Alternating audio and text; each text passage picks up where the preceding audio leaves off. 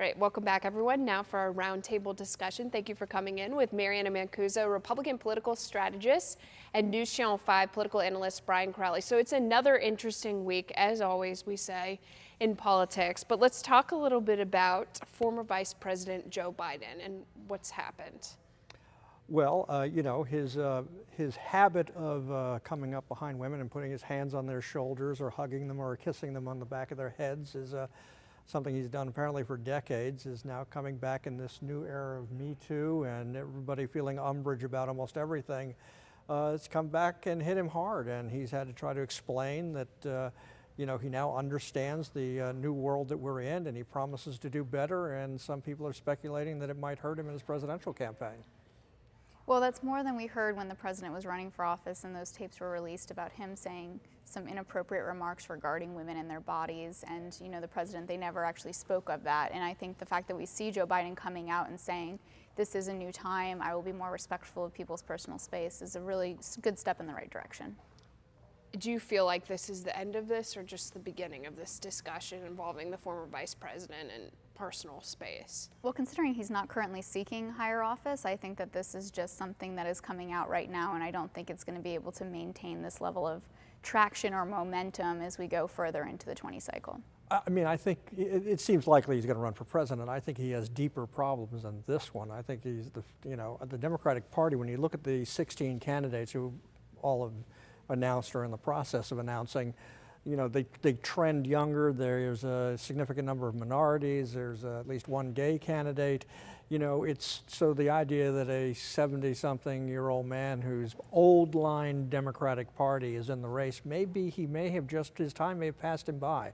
The Democratic Party seems to be in the mood for spreading a bigger umbrella, bringing more people in, and they're looking, I think, as they should, towards younger candidates.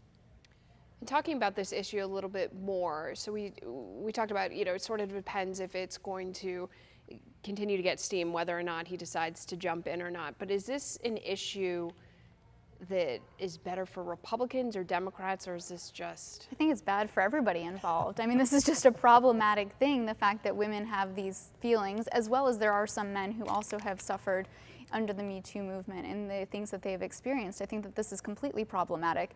And I think that if you're running for office and you're doing, you're looking to have voters want to have your support and trust you, then it is important to follow basic human rules of respecting everybody's privacy and space.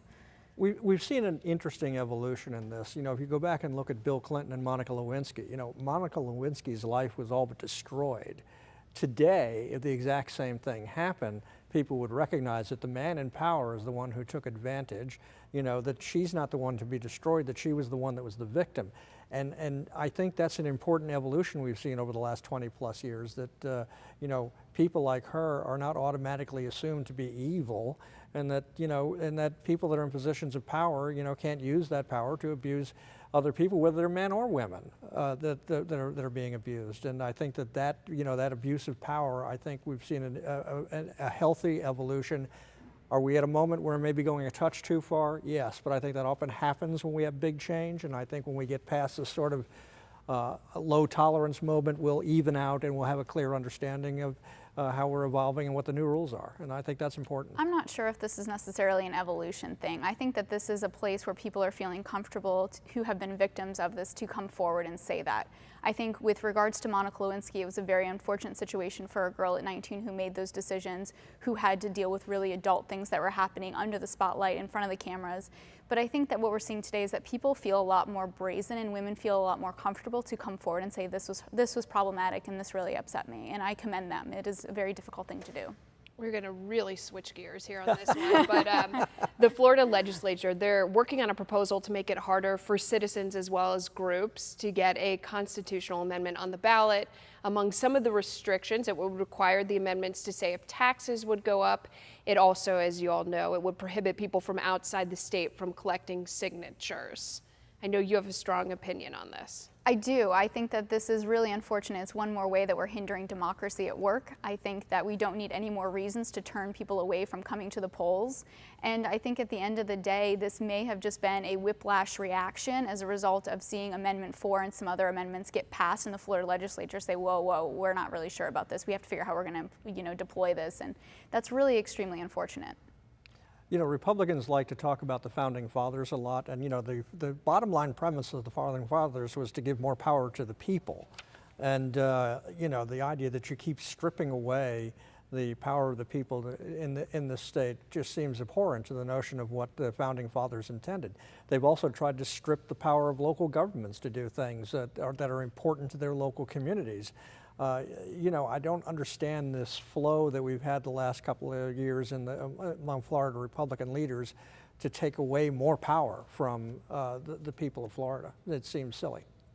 And the governor, also a big topic this week that people have been talking about, the governor naming the state's first chief science officer. I wanted to make sure I got the exact title right there.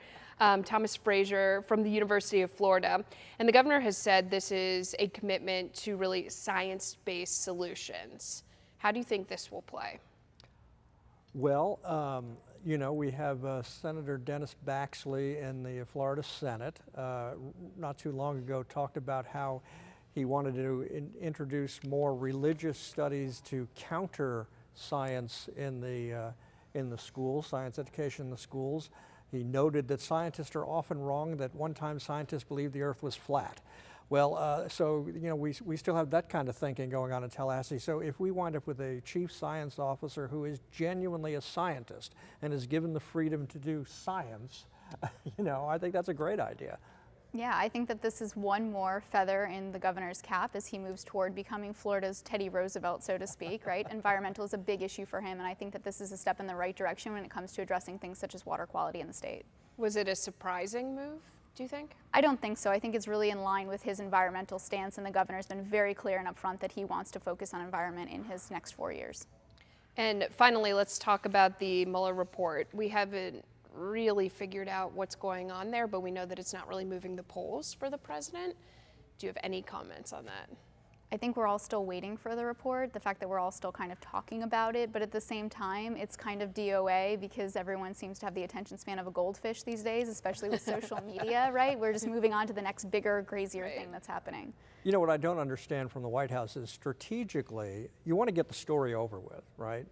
So the Mueller report in one form or another is going to come out. There's either going to be leaks or whatever. In one form or another come out. I mean, if I were sitting down with Donald Trump and he said to me, what should I do? I'd say release the entire report tomorrow, let everybody take whatever hits or praise they want to take about the report and get it over with and put it behind you and then move on. Letting it, they were ahead of the game when Barr's letter came out because he was able to claim, not truly, but able to claim that he was exonerated. And, now it's all become a lot of noise again. Get it over with. Get the report out. All right, maybe someone heard you. I don't know. All right, we'll be back with much more in a moment.